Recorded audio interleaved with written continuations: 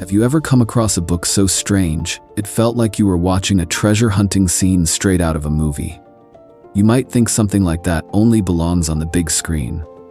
But this time, it is different. This one is completely real. And what makes it shocking is the fact that it actually exists. People call it the Ethiopian Bible, one of the most mysterious and controversial texts in history. What makes it remarkable is not only the book itself, but also the way it has been hidden away, leaving almost no trace in the collective awareness of humanity. Even the most devoted believers may have never heard its name before. At first glance, you might think it is just some meaningless ancient relic. But the deeper you look, the more you realize it carries truths that, for centuries, people have either deliberately concealed or simply ignored. And when you bring Ethiopia into the picture, a land already wrapped in myths and unexplained legends, that mystery only grows thicker. But hold on, and the story of that country is one we will save for another time. Today, what we need to focus on is the Bible that has shaken both the academic world and the religious world.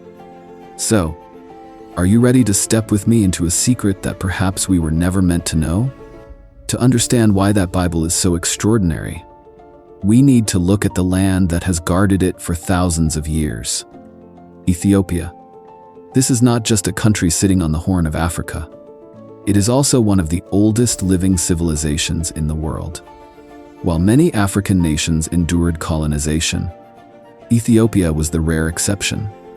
That independence allowed them to preserve their identity, uphold their traditions, and, most importantly, safeguard their religious heritage intact for centuries. The Ethiopian people trace their roots all the way back to biblical times, holding the belief that their lineage began with Ham, one of the 3 sons of Noah. This idea is not only found in folklore, it is also acknowledged by many Jewish scholars, making Ethiopia one of the very few nations directly connected to the story in Genesis. In other words, this is not a land that later adopted a foreign faith. It is a place where religion has been interwoven with national history since the dawn of civilization. But I am not saying this just to praise a nation. What makes Ethiopia truly fascinating is not only its victories in preserving independence, nor just its ancient lineage. What stands out even more is the treasure they hold. A treasure that astonishes the world. The Ethiopian Bible scrolls. Older than any script we have ever known. The Ethiopian Bible scrolls are not simply copies of what we are familiar with. While most of the world only knows the 66 books of the King James Bible, here the number goes far beyond that, reaching 81. Inside are not only the Old Testament and the New Testament, but also texts that have never appeared in any other canon. This difference left scholars astonished, because it shows that Ethiopia preserved a treasure of religious knowledge beyond what later generations were ever allowed to access. What is even more unusual is that these writings existed before Christianity officially took root in Ethiopian society in the 4th century. That means they did not adopt this faith as a late imported product. They had original texts from very early on, as if the faith had already been woven into their lifeblood. A vivid testimony comes from a 6th century Egyptian monk and historian named Cosmos. In his travels, he described Ethiopia as a Christian nation, welcoming believers, fleeing persecution from empires hostile to the faith.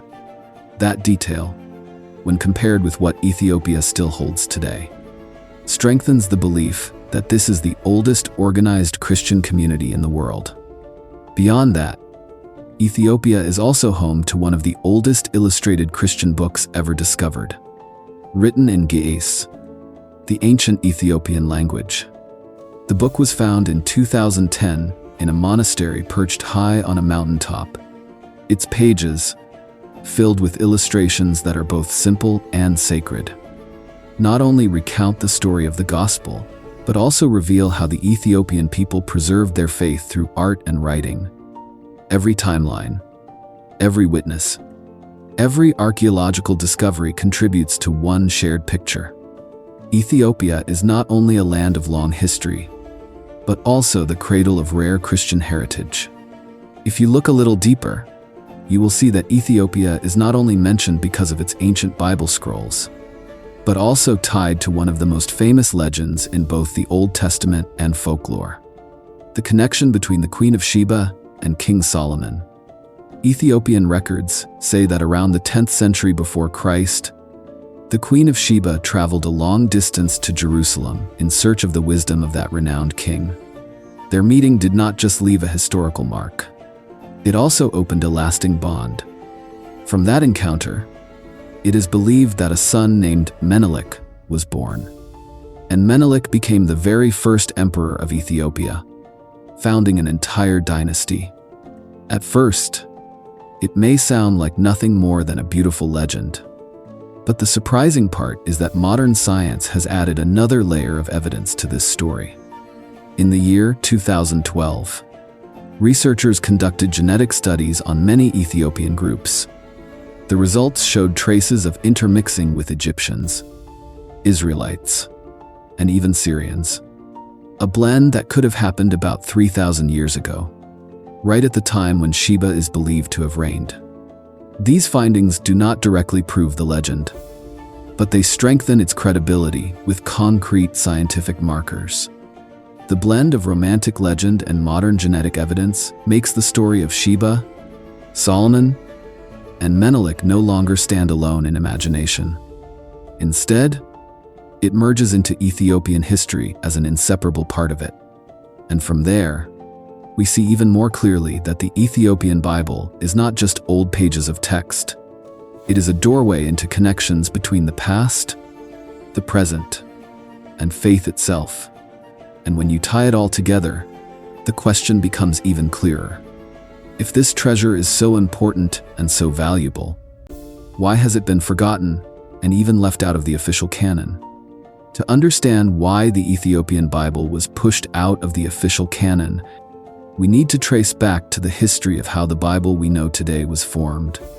The story begins with the original texts written in Hebrew, which were later translated into other languages to spread further. The first major translation was the work of Saint Jerome, who translated the Bible from Hebrew into Latin around the year 400. This translation was called the Vulgate, and for many centuries it was considered the standard version for the entire Western Church. At that time, the Bible was divided into 39 books of the Old Testament and 27 books of the New Testament, creating the familiar framework we recognize today. But here was the problem. In the early centuries, many books were written about Jesus, and not all of them were true. Some were more like fictional novels. Yet people of that time believed them to be real, because there was no way to verify. Imagine this: without the internet, without newspapers, those books spread very quickly, and as a result, the faith of the community became unsettled. For that reason, the leaders of the early church were forced to gather and make decisions. The Council of Nicaea in the year 325 and the Council of Constantinople in the year 381 became critical milestones. They set very clear standards. Only books written by the apostles or direct eyewitnesses, and fully consistent with the rest of Scripture, would be accepted. The others, no matter how popular, were left out. Yet even after that, the Bible was still not fully unified. Many different translations continued to exist side by side, and this difference troubled the rulers. By the 17th century, King James I of England decided that one unified Bible was necessary, both to strengthen faith and to maintain royal authority. He gathered 47 scholars, divided them into 6 groups, and each group was responsible for a part of the translation. For 7 years, they worked under strict rules to avoid bias, carefully comparing different versions in order to preserve the greatest accuracy possible. The result came in the year 1611. The King James Bible was completed. Thanks to the rise of printing technology, it quickly became the most widespread Bible. shaping the entire Christian world. Those processes of selection and translation, while intended to unify belief, at the same time eliminated many books that had once circulated among the faithful. And this is what laid the foundation for the deep divide between the Bible we are familiar with and the Ethiopian Bible. One was carefully trimmed according to council standards and political power, while the other held on to what had been there from ancient times. One of the biggest reasons the Ethiopian Bible was not widely accepted lies in the fact that it contains many writings that scholars call pseudepigrapha. The word may sound complicated, but the idea is actually simple. These are books that were given the name of a famous figure from the past, but in reality were not written by that person. In other words, it is like someone creating a work and then signing it with the name of a revered figure to make it seem more trustworthy. The problem is that such writings were not considered to be divinely inspired. So, sooner or later, they were excluded from the canon. To make this easier to picture, let us take a modern example. Imagine someone wrote a book claiming that Michael Jordan was not a great athlete. Today, everyone knows that is false, and the author would face an immediate backlash. But now, imagine a few hundred years later, when future generations no longer saw Michael play. That book, if it still existed, could make people believe that he was not as skilled as history records. That is exactly the danger the early church leaders wanted to prevent. They were not only thinking about their own time, but also about future generations, making sure that faith would not be distorted by fabricated stories. For that reason, many writings in the Ethiopian Bible, even though they may have historical or cultural value, were still considered marginal, not part of the official canon. The decision may sound harsh, but when you place it in the context of that time, it was a way to protect the purity of the faith. And from here, we begin to see another reason appear, not only from the content of the texts themselves, but also from the divisions within the Ethiopian community. One little known but very important aspect is that even within Ethiopia itself, there are two different canons. To make it easier to understand, let us pause for a moment on the idea of a canon. Put simply, a canon is the collection of what is officially recognized as standard. For example, a phone must have a screen, or a nation must have a head of state. These are things automatically seen as requirements. With the Bible, it is the same. The canon is the list of books confirmed as divinely inspired. In Ethiopia, there are two kinds of canons, one broad and one narrow. The broader canon, which is more common, includes 81 books. It contains works like the Book of Enoch, the Book of Jubilees, and many other letters and ancient writings that you will not find in the Western Bible. The narrower canon is different. It has only 72 books and was declared by Emperor Haile Selassie as the complete and official version of the Ethiopian Bible. What is interesting is that no one really knows why he chose to narrow it down. And this is where many suggest you do your own research, because the answer could open the door to debates that are not easy to control. The existence of two canons side by side has not only confused outsiders, but even among Ethiopian believers themselves. It has been the source of long-standing debates, especially since the broader canon has not been reprinted since the early 20th century. The question of which version is truly correct has become even more heated. This shows that the tension is not only between Ethiopia and the outside world, but also within the very community that has preserved this treasure. And it is from this division that we begin to see a far more complex picture of why the Ethiopian Bible has struggled to gain global recognition. When we look at this entire story, perhaps the most important thing we need to remember is this: the Bible was never a single, the flawless book from the very beginning. It is more like an anthology, formed over centuries, woven together from many writings, many experiences, and many different communities. And because of that, The act of removing or adding certain books was never unusual. Throughout history, every religious tradition has had moments when leaders decided which texts to keep and which to set aside, based on theology, on practical needs, or even on political reasons. When we place the Ethiopian Bible within that larger picture, we see that its differences are not really some strange exception. Instead, they are living proof of the ongoing process of selection and exclusion that has always been part of church history.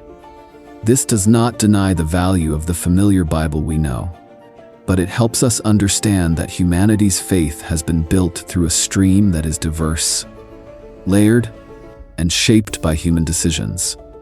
Seen in this way, the existence of the Ethiopian Bible is no longer just a question of right or wrong. It becomes a reminder that what we read today is the result of thousands of years of choices, debates, and preservation. And when we recognize that, we can approach this treasure with a calmer spirit, with less judgment, and with clearer eyes to see its true value among the countless pieces of history.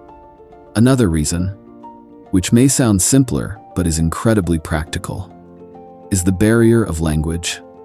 The Ethiopian Bible was written in Ge'ez, an ancient language that is now almost entirely unused outside of liturgy. Because the original text is preserved in a script that very few people can master, it has become difficult for most of the world to access. There are not many widely available translations, and the in-depth studies that do exist are confined to the academic world. This means that even if people want to learn, they are almost blocked by the wall of language. Not everyone has the knowledge to read it, translate it, and then compare it with other texts. And when such an important writing is locked within a language so rare, global recognition becomes almost impossible. On top of that, Ethiopia's unique religious practices also contribute to making this Bible feel distant to the wider Christian community. For this reason, the obscurity of the Ethiopian Bible is not entirely the result of some grand conspiracy to hide it. It also comes down to very ordinary realities: a rare language, the lack of translations, and cultural distance. And from this perspective, we can see the picture more clearly before stepping into the more sensitive reasons, where politics and power left deep marks. In the early centuries, when the Roman Empire was shaping the face of Christianity, what the emperors cared about most was not spiritual depth, but control. Any writings that did not fit the official story they wanted to tell were quickly branded as dangerous.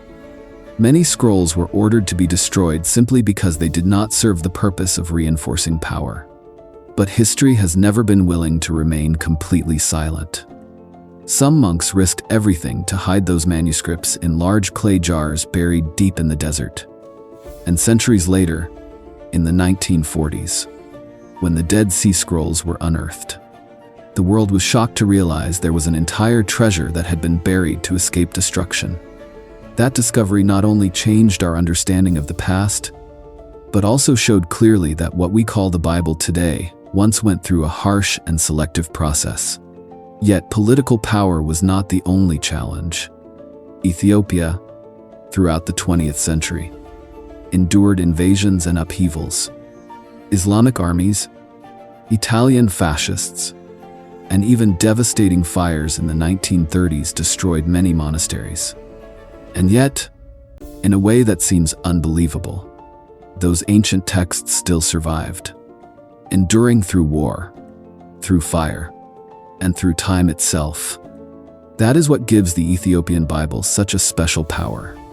It is not just a collection of forgotten writings. It is a symbol of resilience and miraculous survival. While countless other books were erased, this one remains, standing as proof that some truths, no matter how much people try to bury them, will always find a way to endure and to speak. And it is this very endurance that closes the story with an unforgettable echo, a feeling of both awe and reverence, urging us to keep exploring this forgotten treasure even further.